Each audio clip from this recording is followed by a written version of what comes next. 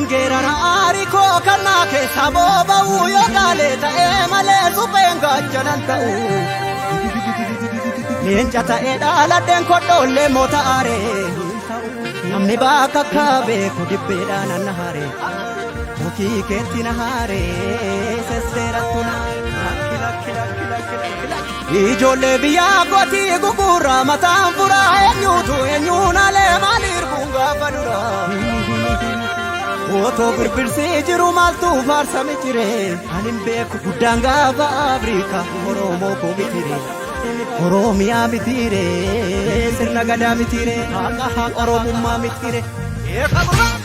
Gadaa fi dhugaadha kallachi keenya. Gadaa fi dhugaadha kallachi keenya. Jifuu fi safuudha kabajni keenya. Gadaa malee faarsiinu gadoo nu baambullaa hin qabnu madoo. Nangalaan jedhu namni osoo hin geenye balaan argatu namni baloo hin beekne. Na nyaartullee hinnaa'u gonka dhugaa irraa maaltu na dorka. Eessatti kufee namni dhugaa fuudhe galgalaan tolu namni sobaaf duudhe.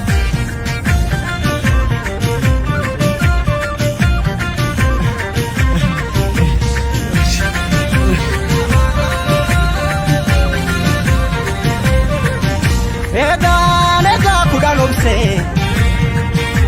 obsee kudhan numa gorsee. Madinaadhaan fufuu gitti dabse obsii dangaa darbu qaba.